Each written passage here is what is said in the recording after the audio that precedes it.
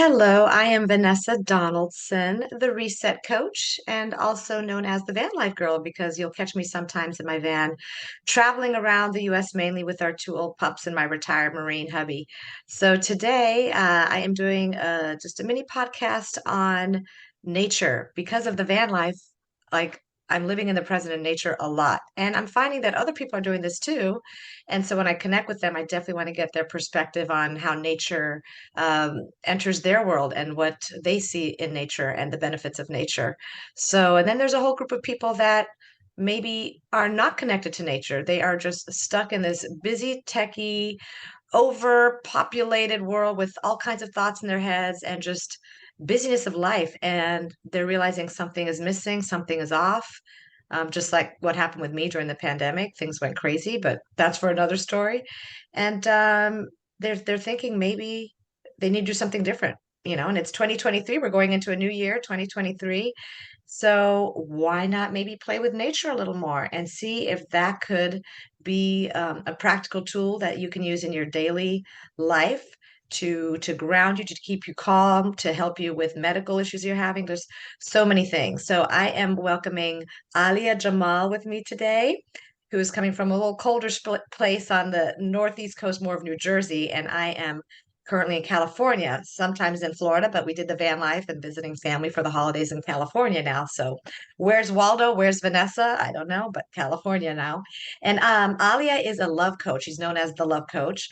She actually helps women, professional women, unlock their deepest levels of inner peace. And she helps them doing that by reaching unprecedented amounts of levels of self-love. She has lots of self-love for herself, and you can reach out to her after if you want to hear about her journey and her story and how she's gotten to where she is. And yeah, we met on LinkedIn, and she just has this amazing connection to nature as I do. So we wanted to just have a conversation on nature, and more specifically the conversation will go around the inspiration, how nature inspires us, the connection we have to nature, and then who we really are, because of nature and how that helps form who we are. So welcome, Alia. Thank you so much, Vanessa. It's really an honor to have this conversation. Thank you so much for having me. And I am very passionate about this topic. Yes, yes. So let's just break it up and start with the first part. So inspiration. When you hear the word nature and inspiration, like what comes into your mind? How does that connect? Because without inspiration and energy and all that, like it's hard to get out of bed even, right? And get on with your day. So, Exactly. So for me, past couple of years have been a deeper journey into myself. When I'm having a, let's say, down day, all I have to do is look outside my window. There's a beautiful oak tree, and I just look at it and I'm like, this tree came out of a very small seed. So if that seed is within me, there's a tree within me too. Taking into like everything, all the answers are within us. So it really starts to inspire me that, if that seed didn't give up and turn into a tree, I don't have to give up today either and let that tree come through me. So it really inspires me. A lot of my writing that I do is in nature as well. I make trees my friends. I do have few in the neighborhood. I have few in the park. So when I visit the park, I'm just going to sit under that tree and we are going to have a conversation. And sometimes I even ask the tree, hey, what do you think? And I hear an answer. As weird as that sound, I can carry a conversation and I feel like we can connect with anyone can connect with nature that way. Um it's a relationship. It's not just like, hey tree, you look so beautiful and I love that you have flowers. Now it's like, you're a person, let me just talk to you. Connecting with the consciousness of that living being. So that's how it really inspires me. Every time I'm in the woods, I feel like I become a different version of me. And I'm sure you hmm. experience that being in the nature a lot. Every trip that you take, it changes you a little bit. Yeah, and you're speaking specifically about trees. It brings back a memory for myself, I was in the Peace Corps in Africa. And so what was our nickname? What did they call the Peace Corps people? They called us tree huggers. Like that was the nickname. They would say like, "Oh, those Peace Corps people, they just like they live in nature and they just hug these trees," which is funny because there actually are people that do that. I know other coaches and people that I've talked to that they literally go into the woods, and you do too maybe, and like literally hug the tree and get that energy. It's kind of like a grounding Yeah. energy. But where I was in the Peace Corps in Africa in the Sahel Desert, there were not a lot of trees, and the ones that were there we were trying to instill and educate the population not to tear down and cut down every tree until you can reforest and replant, the whole process of the flow of life, because they'd cut down every day trees for their firewood, for their substance. They just needed to even cook meals, and so you would see just trees getting demolished and nothing replanted. So of course there's that whole cycle of, even for gifts. I think there's a program out there like Tree of Life. I've thought about that. Like instead of just getting a random gift, like for my nieces, or a toy that's going to be broken and discarded, like really put value in the gifts that we're giving our kids too. So why not plant a tree together, go somewhere, or get a seed, and then that tree grows with them in the backyard. Like when someone dies, I think there's a program you can dedicate a tree to them, and have it like sent to them or sent somewhere, but it's all around planting trees and growing trees in honor of people, so that's bringing life back.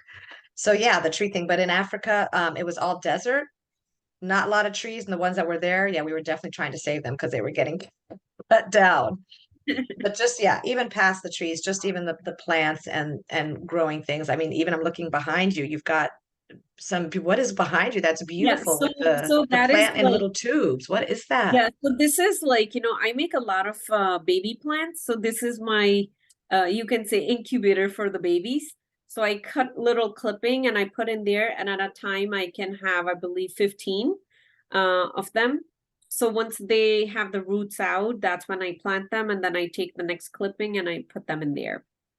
So I Oh my love to make my gosh. own. Just the other day, I was visiting my mom, and she had this vine that was going around her house with really big leaves. I have the same kind, but it has smaller leaves. So I just took like a clipping from her, and I made five baby trees. I mean, five baby plants from it. So I'm just waiting for the roots to come out. So I just love to play with nature like that, especially plants. Um, Hmm. like I've not Yeah. planted trees yet, but just planting, playing with them, because to me it's life. Like I have one kid. Yeah, I was Hmm. wonderful when I gave birth to that life, and now I see that life growing. But when I am handling a plant in my hand right away, I get to see life. There's actually one up there. It was dead. It was like the cutting didn't come out right. It was dead, and I wanted to take out that leaf and just throw it away. The day I went to take it out, I saw like a tiny green thing. So I thought, okay, I'll leave it, and I just kept putting water in it. Now it's a full leaf with all the roots in there. And that became an inspiration for me. And I'm like, when you think you're completely dead, there's still life within you. Just give yourself a chance. Oh, it's So, beautiful. so in that way, we can find so much inspiration in nature and a connection with ourselves too. We are nature too. We are part of nature. Yes, now we started living into like, structured home and whatnot, but there was a time we slept under the tree or in a cave. Hmm. So Hmm. it's still within us. Yeah. And when you do the van life like me, you get to go back in time kind of like that. So it's like we're living in the present, in the now, because that's how it is in van life. There's a lot of stuff that just happens spontaneous, and things happen with the van that break down, or the timing of where you're driving to gets too late and you end up someplace else, and just a lot of unforeseen unknowns, but that's part of the beauty of it. And it allows you to get into nature a lot quicker because you're not going into a home with all those walls and blackout shades, and you're just in the elements. And so it really allows you to just live in the moment and appreciate the five senses. Like I really like to coach on like the five senses. What do you see? What do you hear? What do you see? What do you smell? What do you touch? Like all those five senses are a part of nature. And yeah, going back to the tree, have you ever done tree grafting? because I learned Um, that in the Peace Corps we had to be trained on that. But no, it's like when you I take two have, different parts, and you yeah. bind them together. So I have learned about it, but never did it. I have not played with trees yet. I'm just playing with these tiny plants. But I think we tried it with a cactus, the grafting, but it was not successful. Maybe the Yeah. humidity level wasn't good, but we did try it. And I guess, yeah, when you say about there's always a little life left, it brings up two planting experiences in our backyard in Florida. One was we have a bunch of fruit trees. My husband is much more handy than me in the garden. He's got this amazing green thumb, and it's a place of therapy for him too. After being a combat veteran, serving in the Marine Corps 22 plus years, he's retired now. He being on the ocean, therapy is his thing, cooking, creating in the kitchen, using his hands to make me like delicious meals, and gardening. He can be every morning if I wake up, where is he? He's usually barefoot somewhere in the garden, checking on every plant, every fruit tree he planted. And then we had the hurricane. Actually, we had two things. We had like a frost that came by once, and a nice neighbor down the road texted and said, I'm going to go by your house and cover all your fruit trees with some sheets. I'm like, really? It's getting that cold in Florida? So, what a nice thing to do. She went there with her husband and they covered all our trees so that they'd be protected. And then the hurricane came, and that force was a little stronger winds. I think we were like a category 4, almost on the 5 borderline. And our trees in the backyard, after we sat in the house and watched everything just blow away and fly away, and shingles off roofs, and there were our trees just turned into like twigs, and they were all leaning. So my husband took time now to try to restake them up. He's got all kinds of stakes and ropes in the ground to make them straight again. And then this papaya tree, that one was in the freeze. It got kind of frozen, and we looked at it and it looked dead. And he's like, "It's going in the trash. We're getting rid of it." And I found this tree myself. He had me plant it, watching him watching me. Usually it's the other way around. And he's like, "This is your tree." And all the girls told me like, "Oh, you're going plant shopping? He's not going to let you just pass that to him. You're going to have to plant it." I'm like, I know. It's going to be my job. And I just got deep there. I got all barefoot and dug in the dirt. I mean, he's just looking at me like my wife. And I'm like, yeah, if I'm doing this, I am getting into nature. I was digging that hole and I planted. So that was my baby. I planted this papaya. And then all of a sudden it didn't look so good anymore. And my mom was visiting from Germany. And here's my husband like, oh, that didn't make it. Let's move on. And my mom and I were like, no, we're not ready to give up on this. And my mom's like, you worked so hard to get this in the ground. So as he's trying to dig it up and put it in the trash, my mother and I found a different spot for it. We're like, we'll just hide it in the corner by the other side of the yard. He won't even go there much. Like, we're not throwing this thing in the trash. So reclaiming my power, I'm like, no, I brought this tree home, I planted it, and I'm keeping it. So we dug a hole. My mom's helping me, and I'm putting it in there, and then we just let it be. And Florida, things just grow out of the ground. It's amazing. I love it. For people that don't have a green thumb, it's a great starter state because it's like, oh my gosh, I just put in, I got milkweeds everywhere. Look at all the flowers. Oh, look at my plumeria. That's how I have plumeria in my imagery. And sometimes it wear a flower because, yeah, all the plumerias and the trees around there. So yeah, we looked away and we kept watering it here and there. The nature would water with the rain, and that thing has taken off. Like that papaya is just like so big. And I send pictures of its growth to my mom in Germany because she'll always ask, how's our tree? And so I sent her pictures, and just the leaves and are coming up. It's sprouting everywhere. It just looks so healthy. And it looked like this dead twig, when we almost gave up on it. And the same with an orchid. Orchids can be very confusing and they're very testy. So that's a fun maybe plant for you to play with. But yeah, it fell over, it got hit by the wind, and it looked so dead, like nothing was happening. And it's in like a coconut husk. And every Wow. time I'm telling my husband, we got to throw this thing out. This is just no. And now he sees like a little green, leaf starting to sprout. He's like, it's not dead yet. So That is yeah, don't give beautiful. up on ourselves like that, right? There's always more life left for those that are struggling out there, that are just like in a season of just being down, depressed, whatever. There's always a little more life, just like nature. Just don't give I up. mean, it's like if anybody's feeling down and they are maybe in urban area, just find a tree, even if it's your neighbor's tree, just go and hug the tree. I'm a tree hugger. My son too, I taught him early. Just hug the tree. You're not going to be so hopeless or helpless just after that little connection with it because they are alive. I mean, that tree responded to your care and your love and your trust in it. and that's just how it is. Mm, that's beautiful. So yeah, there's the intention side. Like, or the inspiration. You have to have intention, I guess, too. You have to be intentional about getting into nature. So to get inspiration, even for anything, and we know in the coaching world, like it's setting the intention at first. So what are your goals for 2023 with, being intentional about having more nature in your life? What are you going to do if it's not daily, maybe weekly, maybe monthly? Like, find the schedule that flows for you. And like Alia says, if you're in the city and you've got, you're in an apartment complex, then yeah, bring plants into your home like she's doing. And if you can, what I've told people too is like even just Google like a state park near you until you do the van life. Like I never had the phone apps on state parks, but now I have my monthly Q&As where we go over all things related to van life. And so I have resources there for people.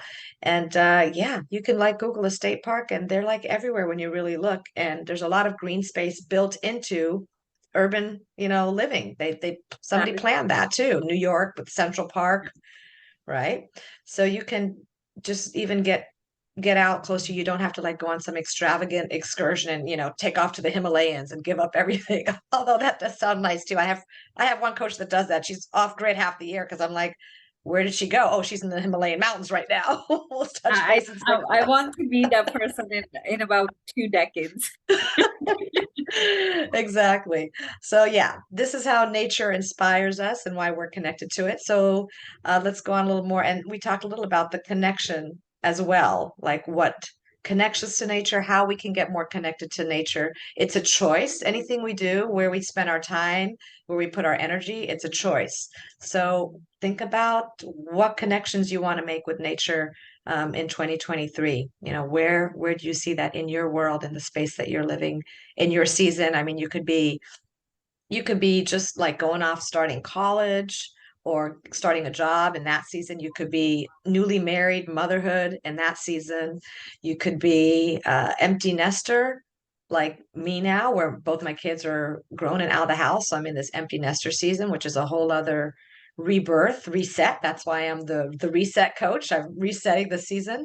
And there's others before us that are in another season of grandparenting and planting seeds for their offspring and all the grandkids and all that world, and then all the way to elderly in a nursing care home or just living day to day with less mobility or whatever, different seasons. But as long as we're breathing, right, as long as we have breath on this earth, we can be in connection with nature. So I That's invite everybody to connect a little more with nature if you haven't so much in last year or in your past years. and one thing I want to suggest is like start talking. Don't just go walk in the trees, like in the woods. Start talking to those trees. It's going to sound and feel really weird, but if you start talking to water, it seems like there's that energy that's talking back to you. Mm, And nature has a lot of wisdom that we can tap into, and we can hear a part of us that we are not maybe hearing or listening to when we are home, but when we are in the woods we would listen to that part of us. hmm. Yeah, there's so much to be said with silence, and I'm blessed to experience a lot of that doing the van life. There's a lot of opportunity to have silence, to not have all this extra TV noise on or whatever, if you're in a no reception zone, to just enjoy the silence. Like I even did a video the other day, like we're in camping, boondocking in Arizona, and you could just, as silent as the air was, there was so much energy in there. And it was just like, oh, the peace, the silence. I used to, because I am pretty high energy too, like I don't have a lot of dead space when I talk. People are like, oh, you should really go into radio. But I have to force myself. And that's why, people actually come to me with high performers and overachievers because they realize like we're just go, go, go.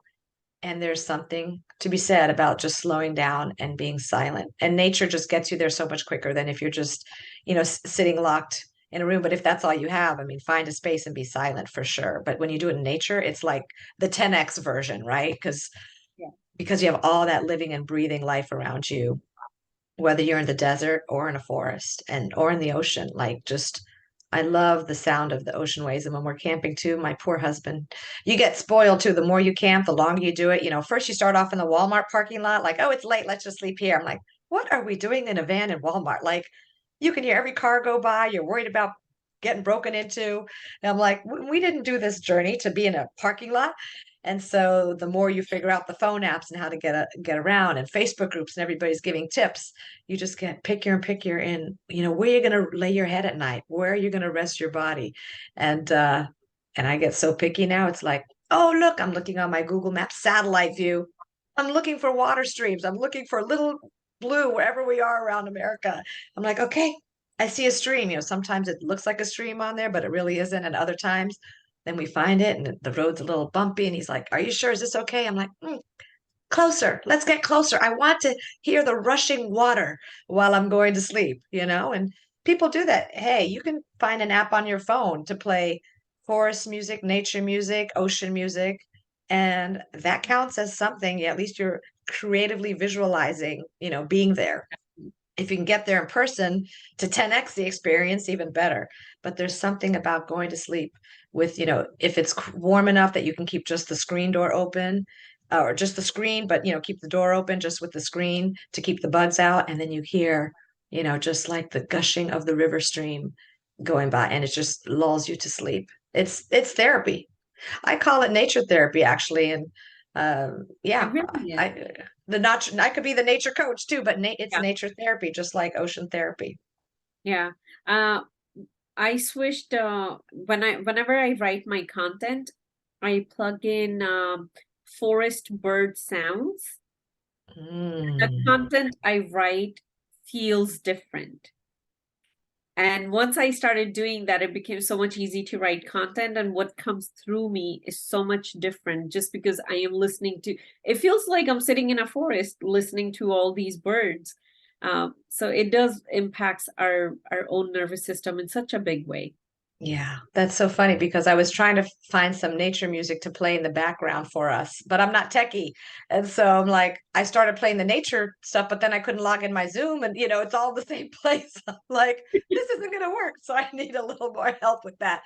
But yeah, I do see a difference too if I'm coaching even in nature, which is, you know, partly maybe why people are attracted to me for certain clients because they like that element of just, it's a little different. We're not just in a studio, but we're sitting in nature. And when I can sit in nature, like on a rock or somewhere outside with someone, it just, the whole coaching experience feels different. And I feel like I can even retain the content in my head more than writing it down because I have that visual of where I was sitting with them when we were talking about something. So yeah, nature, it's a mystery and we've always been connected to it, like you said, from Yeah. from birth to the cradle. So, or cradle to the other, one cradle to the other cradle. So inspiration, connection, and we'll just wrap up with who we really are now, like how nature shapes us to who we are. What Yeah. do you want to share about that, Alia? I just feel like, I am part of nature. My body's 70% water. So when I go close to water, if like, the water is very calm, the water within me gets calm too. So I am one with it. Even though I feel like I'm separate, and now that we live in the kind of houses we live in, we feel we are separate, but we are not. So I like to remind myself, hey, I'm part of nature. I am one with this tree. I am one with this stream. How would it feel to be like a stream? How would it feel to be like a tree? So I do take myself through those conversations in my mind, to feel that oneness with it, especially looking Mm, at the sky, looking at the beautiful clouds, like, hey, I am one with it. How does it feel to be a cloud? Like, a fluffy cloud that any thing can pass through. How does it feel to be that? So playing with mm, their imagination and just remembering how we are part of nature, for me it untangles me. If I mm, start feeling like I'm getting tangled up with, everyday stuff or my own thoughts, it untangles me. hmm. Give me a Wow. perspective. Yeah. So you have the word untangle, and for me, the word that like has been resonating over the last few years since I started the van life is unplugging. So definitely the UN, like un something. Something has to be undone for something else to be, formed. But unplugging into nature because it's like taking that plug out of that socket that just it's like too much. You're in there with the socket. Like actually that's kind of how you feel like when you're, running your own business or you're just, in a season of chasing kids around, all that, like you just feel like your whole hand is in that socket. So you're unplugging it. And something about unplugging is like a positive thing. It's a positive release. So yeah, the un part of our words definitely say something about, the importance and the value of retreating, and like retreat back into nature. Like you're not escaping, you're not, it's not a downgrade, it's an upgrade, it's an up level the more you can get nature into your life. So Exactly. yeah. And I would say for myself with how it helps me who I am, it's basically a lot of it is around related to around health. So like improving my mood. I could be in a, kind of have a negative moment, which we all do sometimes, but anything we do, it's how quick we get out of that negativity, right? And we want to be more in the positive. We want to get our hand off that hot stove.